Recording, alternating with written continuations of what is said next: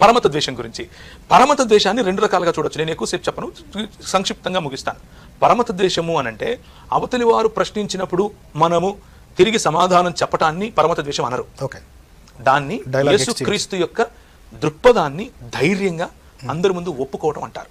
దాన్ని సాక్షిగా బ్రతకటం అని అంటారు. పరమత ద్వేషం అంటే ఏంటంటే అవతలివాడి మతంలో నా మతాన్ని జొప్పించి, అవతలివాడి పుస్తకంలో నా పుస్తకాన్ని జొప్పించి, అవతలివాడి భగవంతుడిలో నా దేవుణ్ణి జొప్పించి, వాణ్ణి మోసం చేసి నేను మోసపోయి, ఇద్దరము ఒకటే అని ఒక పక్క చెబుతూనే వాడిని దూరం చేసుకుని దాని ద్వారా ఎవరినో నేను రక్షిస్తున్నాను అన్న మభ్య పెట్టేటటువంటి అవకాశాలు ఉంటాయి చూసావా, అది పరమత ద్వేషం నా ఉద్దేశంలో. రెండవది నేరుగా తిడితే కాదు, అంటే ఇది అది ఇది సత్యం బాబు ఇందులోకి రా అని పిలవటంలో పరమత ద్వేషం లేదు. పరమత ద్వేషం అవతలి వారికి నాశనం కలిగించినటువంటిది, అవతలి వారిని మోసపరిచేది ఏంటి అని అంటే మీ భగవంతుడు మా దేవుడు ఒకడే అని చెప్పేవాడే సమస్య.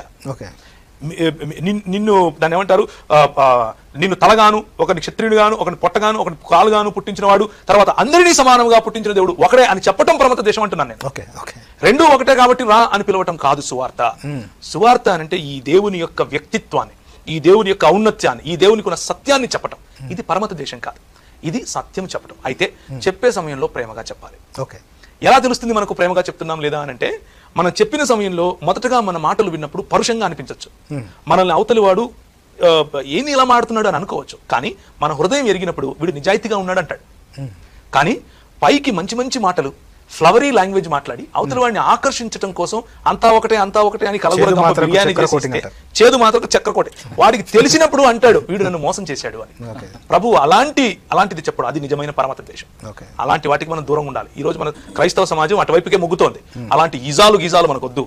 యేసు ప్రభువు మనకు నిజమైన మార్గం. ఆయన ఎప్పుడు కూడా వేరే ధర్మంతో, వేరే మతంతో నేను అంతా ఒకటి, అక్కడ నేనున్నాను, ఇక్కడ నేనున్నాను అని చెప్పి ఎవరిని ఆకర్షించలేదు. నేనే మార్గం అని చెప్పి ఆకర్షించాడు, నేనే సత్యం అని చెప్పి ఆకర్షించాడు, నేనే జీవం అని చెప్పి ఆకర్షించాడు.